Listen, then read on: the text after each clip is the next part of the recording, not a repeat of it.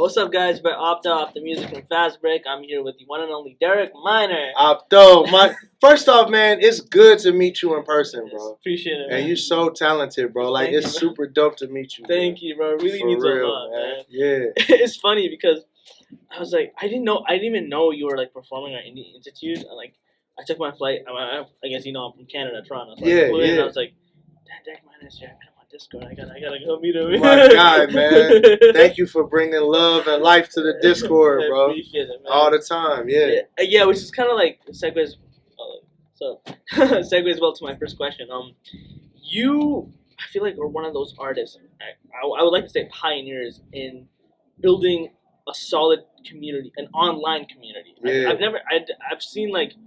You're actually the first like CHH artist I've seen like, hop on my Discord. I got a Discord now. We're gonna do like weekly calls, daily like check-ins, studio sessions, everything on Discord. You got shout out LC, modded all that kind of stuff, you know. But like, what inspired that idea, and how are you building it and taking it further? Man, I care about people. Like, needless to say, I just actually like people, and especially people that are younger than me, because I feel like it's my duty to pass on like what I've learned. I don't want Opto to make the same mistakes I make. Sure. Make different ones. Yeah, for sure. You're gonna make them. Yeah. You know what I'm saying? Yeah. But don't make the same ones I made. Of course. And I also just enjoy. There's nothing like watching a person get it. Yeah. When I say get it, I'm like the confidence. Yeah, like, for sure. Man, like, whatever Derek is doing, I have the ability to do that too. For sure. That's so amazing and phenomenal, man. Like, you know what I mean? I enjoy this. It's a high. I get addicted to it. Yeah, man. I mean, you've been in this game for forever. I mean, started off with Pro, did your thing, had your time with Reach, and then you ventured off to Doc Watson, to RMG, and then you built up the whole squad, China Garage, Cannon, everybody, and build that up. Start RMG Amplify, everyone that signed to that, Mikey J, so many people I can't even name off the top of my head. Yeah. And it's crazy. Because I know you're a businessman, like proper, right? And so what made you take that initiative to be like, you know what? I'm a rapper, I'm a producer, I've done that, I'm an engineer, I've done that. Right. I want to venture into the label business. I want to help the next generation. You say you like helping people, but what made you think I'm going to do a label type of thing? So check this out. When we first were starting, there were no labels that really cared. You know what I mean? Yeah. There was no infrastructure. We didn't have a lot of people that were willing to help. So what was happening was I was having to build a lot for myself. And then as I built it, and as I would want to work with certain people whose art I admired, you would look and you're like, man, this guy probably would be a lot further along if he just had some help. For sure. You know what I mean? So we started building out Amplify. Well, initially we built RMG so I could platform the artists that I love, which were my friends. Yeah. And then from there, as we were building it, it's like, man, they've got all these young artists that was working with us, and they don't have any publishing stuff set up. They don't have no splits. They don't have nothing set up. Yeah. And we like, yo, you leaving money on the table. Sure. Let me help you, you know what I'm saying, figure out how to make some money. Let me be your team. Yeah. And I don't have to be your team forever. Yeah. Like, Amplify is one of those things where it's like, yo, let's just figure out how long we want to work together, and we'll reevaluate after that. Yeah. You know what I mean? And I'm into creating businesses and bosses. Yeah. I'm not creating little peons that I own. 100%. Like, I want to create bosses. Fact. I tell all my people, like, if you leave here and you don't own something, I feel like I might have made a mistake. Yeah. Like I didn't do my job, right? I want to make sure that you're focused on owning something, and that's the goal. Bro, I'm so glad you said that. You're one of the first people I've talked to that said that, because I'm the same way. I understood at a young age, like, ownership is key, especially in this day and age where everyone's in the rat race. Yeah. You're not going to get on top and be, as much as I like to say this person, I'm not trying to get rich, I'm trying to be wealthy. Yeah, for sure. And like, I'm 100% about it. People like you are a big inspiration to what we do, because you guys paved the way and showed us, like, it is possible to live best of both worlds, CHH and the mainstream side. You get the mainstream money with the soul of CHH, and that's astounding. Right. So like, how are you, like, and I know that you you're doing Discord, you're doing label, you're doing all this different type of stuff. Yeah. So what advice would you give to a person like me who's trying to like, do the whole ownership thing while also trying to, be a producer, trying to work with artists, do all this kind of stuff, even for the independent artists that are just like watching us and just seeing us talk. What advice would you give for all of that? Think the advice I would give you. So to give you context, like I've took a break from doing music for like 5 years in the sense of like artistry. And a lot of that was because of frustration. Like I felt like overwhelmed and I had a lot of trauma that I was dealing with. And I needed to work on myself. And the reason I needed to work on myself is because I was not seeing clearly. Like, if you see the world through your trauma and your brokenness all the time, then you limit yourself because you don't believe. And that's what was happening for me. I stopped believing that I could achieve greater than what I had. Yeah. I stopped believing that God could put me on platforms that are bigger than my mind can comprehend. Yes. I stopped believing that I was even talented enough for anyone to even care what I was doing, right? Yeah. And then, man, God drops in my spirit this album, Nobody's Perfect. And I'm like, oh, I'm able to tell the story of what I've learned over these past 5 years. And you want to know what I've learned? I'm going to sum this up to you real easy. I've learned that nothing is going to be perfect. Yes. That's why the album's Nobody's Perfect. Yeah. And since nothing is perfect, I'm free to just go dream. Yeah. And do my best. Yeah. And not look at anything that's ever happened to me as a loss. Yes. It is growing me for the next step. Yes. Like everything that I've been through, my dad being on drugs, my stepdad being on drugs, bad record deals, all those different things, they're a part of my story building up to a greater story. Yeah. But if we just get frustrated right now in our frustrations, I'm talking to some of y'all at home. Some of y'all are trying it. You done tried it one way, it didn't work. Yeah. Tried it another way, it didn't work. Tried it another way, it didn't work. And we can look at it and say, man, nothing is working. Or you can say, I'm that much closer to something working. Yeah. Right? I can't be wrong forever. Yeah. Right? And that's the thing that I had to learn with myself. It's like, nah, God right now, in this moment, whatever season you're in, if you're on a high, if you're on a low, all he's doing is preparing you for the next season. Mm-hmm. That's it. Yeah. That's it. And everything that you have is useful and it's not going for waste. Yeah. It's not going to be wasted, man. That's what I would tell all you artists that are out there posting content every day. You post some content to get 200 views on TikTok. You know what I'm saying? Yeah. You're like, dang, you put your song out, it got a couple thousand streams. You're like, oh, man, I can't pay my rent with this, right? You're frustrated. Yeah. And I'm telling you right now, there's a temptation in you that says, you're crazy. Yeah. Your homies tell you you're crazy. Yeah. Like you good, but you're not that good. I don't know. Don't listen to none of that. Yeah.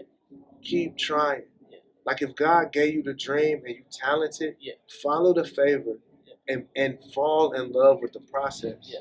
That's all you gotta do. Fall in love with the process, stay in love with God, and stay in love with being a good person. Like we're missing that, man. I think some of us are so focused on trying to be super Christians or super artists that we forget, man. Sometimes it's just good being a good friend. Yeah, that's the best thing you could be. Yeah, I mean, that's not. I mean, ever since I heard you're the one who said this, and to this day it resonates with me. In my daily prayers or in my family prayer, I always say this: like, Lord, help me reflect God, reflect greatness. Absolutely. And I live by that. I like For that sure. is. Whether I'm in a Christian hip hop circle, whether I'm in the mainstream circle, I carry that with me. And that album, bro, changed like my perspective, and I really appreciate it, bro. Like you don't understand, like I mean, not only me, but like my team and everyone. I grew up listening to that album, and it really paved the way of where I saw what Christian hip hop could be, because you were real and vulnerable from before it was cool, you know. Absolutely. And so. It was very interesting to see that, because you were talking about also like being in the streets, like drugs and all that kind of stuff. Yeah. And you know, to the naked eye, it's like, why is he bringing that up? You know, like to the same. But then it's people that have gone through a certain season of that they can relate and helps them pull them out of that darkness. And your new album, Said This Perfectly, Nobody's Perfect. Yeah. So That's a banger title, honestly. But so what can you tell us about this album? This, quite honestly, is an album for people who are suffering in silence.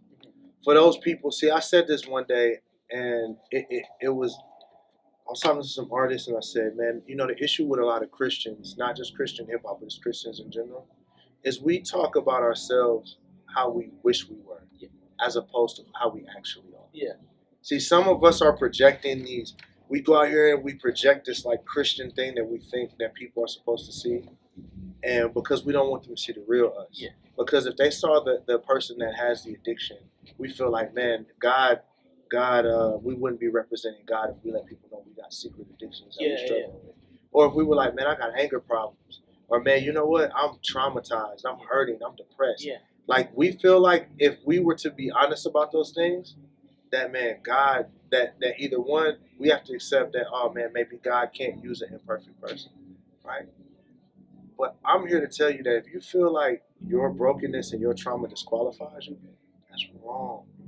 It actually is almost like a superpower. Like, I look at my trauma like it's a superpower. Yeah. Because now that I've faced a lot of it, and I'm one with knowing where, what I've been through and how it's affected me, now I can use it to go liberate people. Yeah. And that's what this album is about. Yeah. It's about, as I tell my testimony, and I tell you the things that people are like, oh man, he's been through so much. I'm not saying that so you could just look at me and say, oh wow, we're happy for him. I'm saying that because what you're going through, man, God can heal you too. Yeah. Like, I'm saying that because I want you to be like, dang, man, if he can go through all that and come out on the other side and say hallelujah, then I can do anything. Yeah. You know what I'm saying? Yeah. And that's the point of all of this. What the Bible says, we overcome by the power of our testimony. Yeah. That's what it says. And it's like, man, like, I used to be ashamed of my story. I used to be ashamed of my scars, but that's my superpower. Yeah. That's the thing that I'm able to show people, like, nah, man, like, God used anybody. He used a dude who grew up in a home with addicts. Yeah. You know what I'm saying? And I've changed the lineage. Like, man, my kids are going to grow up knowing that their dad took them to school every day. Yeah. That he came to every football and basketball game. That they got to go on stage with me tonight. Yeah. You know what I'm saying? Like, man, they're going to grow up in a whole different world than what I grew up in. That's what this is about. It's not necessarily about perfection. It's about progression. Yeah. Oh, that's perfect. That's a bar right there. Someone clip that. I got to do that again. Let's get it. But, man, I mean, that's amazing. We're really excited about the album. But, like, I want to get into, like, a bit more fun question. I just caught your set, bro. Yeah. Hit me in the soul, like. Let's talk about the last song because I know that's the new song of the album. Yeah, that's the intro. Yeah, that song. I got goosebumps listening to that because I could sense that. You know, whatever you just said there, I saw it there. You know, it just through your performance, you screaming, you like almost crying in that sense of just like crying out to God, like, Lord, I've seen where I've been and what I've gone through, but I'm not where I was and where you. And the the visuals for your set was crazy, bro. Like the music made a little stuff, bro. Like that was amazing. Like I spent a lot of time editing those things. So I'm glad you enjoyed it. The Fresh Prince one, I was like, yo, man, yo. That's my partner Caleb. Shout out to Caleb Natali, man. Oh, shout out him, bro. Yeah, shout out to Caleb, man. Yeah, I was fire, man. But I know you're a producer and engineer. I want to like pick your brain a little bit. Like, sure. Okay, what DAW are you using first of all? So I use Ableton to create, and I use Pro Tools to mix. Okay. So yeah, Ableton to me is, you know, I got homies that use FL and Logic, but I mean, I feel like I'm 10 times quicker than with Ableton. Yeah. Pro Tools, I use it to mix, not necessarily for anything other than I've just used it forever. Yeah. You know, so I'm extremely comfortable there. Mm-hmm. Yeah. So all my settings are already locked in, but I love Pro Tools. I feel a little attacked. I use Logic, so. You know what I'm saying? Logic is fire. I feel like Logic is a great middle of the road, like, of everything. It's like pretty good at all of it. You know what I'm saying? I think Pro Tools is industry standard because it has like a lot more control over what you do. But the one thing I don't like is that you have to shut down, like close your session to change audio settings. Why do you have to do that? I don't. It automatically does it for me on Pro Tools. It shuts down. Like you gotta close your session. Oh, if you change your interface, Yeah, but I mean, how many interfaces do you got, bro? Like, you know what I'm saying? I mean, I just got her. Oh, got you. Yeah. Yeah. So yeah, when I'm on the road, it's all Ableton. Okay. So I only literally use Pro Tools is what I use at the final process. So like so how I normally work is I'll start like a loop, and then I'll probably like mumble some stuff, maybe like rap my verse, and then I go back and finish the project. And when I do that, when I finish the songs, I finish them in Pro Tools. But by the time it's in Pro Tools, nothing else has changed. Yeah. So that's all I use it for. But while I'm on the road, it's all Ableton. Okay, bad. Like it's like even recording a quick vocal, it's all Ableton. Okay, bad. Yeah, that's good. That's good to know. Ableton is great for live as well. Like that's like they're go there for that. All right. I asked Rodney Jerkins on the podcast, and I asked him this question: top 3 VSTs. Oof. Top 3 VSTs. Yeah, or mixing plugins, whichever you are more comfortable answering. Okay. So yeah, I'm gonna say the Distressor. Okay.